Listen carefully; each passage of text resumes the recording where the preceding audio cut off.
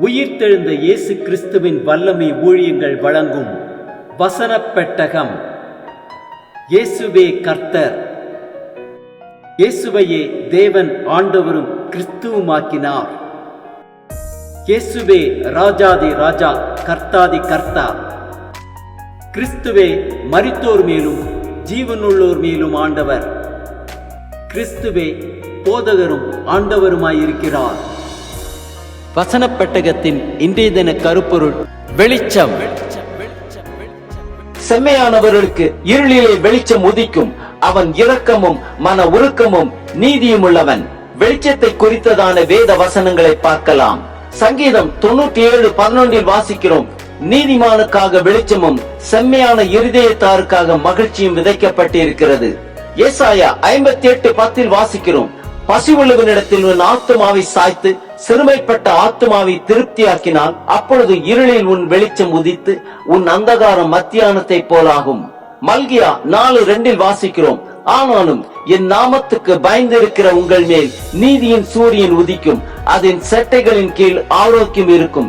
நீங்கள் வெளியே புறப்பட்டு போய் கொழுத்த கன்றுகளைப் போல வளர்வீர்கள்.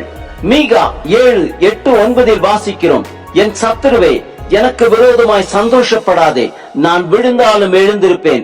நான் இருளிலே உட்கார்ந்தால் கர்த்தர் எனக்கு வெளிச்சமாயிருப்பார். நான் கர்த்தருக்கு விரோதமாய் பாவம் செய்தேன், அவர் எனக்காக வழக்காடி என் நியாயத்தை விசாரிக்க மட்டும் அவருடைய கோபத்தை சுமப்பேன். அவர் என்னை வெளிச்சத்திலே கொண்டு வருவார், அவருடைய நீதியை பார்ப்பேன். ஏசாயா 50:10 வாசிக்கிறோம், உங்களில் எவன் கர்த்தருக்கு பயந்து அவருடைய தாசனின் சொல்லை கேட்டு தனக்கு வெளிச்சம் இல்லாததினால் இருட்டிலே நடக்கிறானோ அவன் கர்த்தருடைய நாமத்தை நம்பி தன் தேவனை சார்ந்து கொள்ள கடவன்.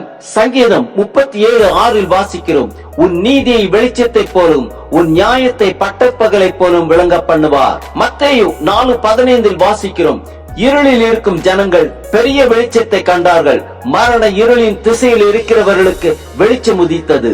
மத்தேயு 5:14-15-16 வாசிக்கிறோம், நீங்கள் உலகத்துக்கு வெளிச்சமாயிருக்கிறீர்கள்.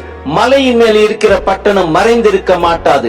விளக்கை கொளுத்தி மரக்காலால் மூடி வைக்காமல் விளக்கு தண்டின் மேல் வைப்பார்கள், அப்பொழுது அது வீட்டில் உள்ள யாவருக்கும் வெளிச்சம் கொடுக்கும். இவ்விதமாய் மனுஷர் உங்கள் நற்கிரியைகளை கண்டு பரலோகத்தில் இருக்கிற உங்கள் பிதாவை மைமைப்படுத்தும்படி உங்கள் வெளிச்சம் அவர்கள் முன்பாக பிரகாசிக்க கடவது. லூக்கா 11:34-35-36 வாசிக்கிறோம், கண்ணானது சரீரத்தின் விளக்காயிருக்கிறது. உன் கண் தெளிவாயிருந்தால் உன் சரீரம் முழுவதும் வெளிச்சமாயிருக்கும். உன் கண் கெட்டதாயிருந்தால் உன் சரீரம் முழுவதும் இருளாயிருக்கும். ஆகையால் உன்னில் உள்ள வெளிச்சம் இருளாகாதபடிக்கு எச்சரிக்கையாயிரு. உன் சரீரம் ஒருவரத்திலும் இருள் அடைந்திராமல் முழுவதும் வெளிச்சமாயிருந்தால் ஒரு விளக்கு தன் பிரகாசத்தினாலே உனக்கு வெளிச்சம் கொடுக்கிறது போல் உன் சரீரம் முழுவதும் வெளிச்சமாயிருக்கும் என்றார். 2 கொரிந்தியர் 4:6 வாசிக்கிறோம், இருளில் இருந்து வெளிச்சத்தை பிரகாசிக்க சொன்ன தேவன் இயேசு கிறிஸ்துவின் முகத்தில் உள்ள தமது மகிமையின் அறிவாகிய ஒளியை தோன்ற பண்ணும் பொருட்டாக எங்கள் இருதயங்களிலே பிரகாசித்தார். எபேசியர் 5:8 வாசிக்கிறோம், முற்காலத்தில் நீங்கள் அந்தகாரமாயிருந்தீர்கள், இப்பொழுதோ கர்த்தருக்குள் வெளிச்சமாயிருக்கிறீர்கள். வெளிச்சத்தின் பிள்ளைகளாய் நடந்து கொள்ளுங்கள். 1 தெசலோனிக்கர் 5:5 வாசிக்கிறோம், நீங்கள் எல்லாரும் வெளிச்சத்தின் பிள்ளைகளும் பகலின் பிள்ளைகளுமாயிருக்கிறீர்கள். நாம் இரவுக்கும் இருளுக்கும் உள்ளானவர்கள் அல்லவே. ஆம், செம்மையானவர்களுக்கு கர்த்தரே வெளிச்சமாயிருக்கிறார். கண்ணானது சரீரத்தின் விளக்காயிருக்கிறது. உன் கண் தெளிவாயிருந்தால் உன் சரீரம் முழுவதும் வெளிச்சமாயிருக்கும். வெளிச்சத்தின் பிள்ளைகளாய் நடந்து கொள்வோம்.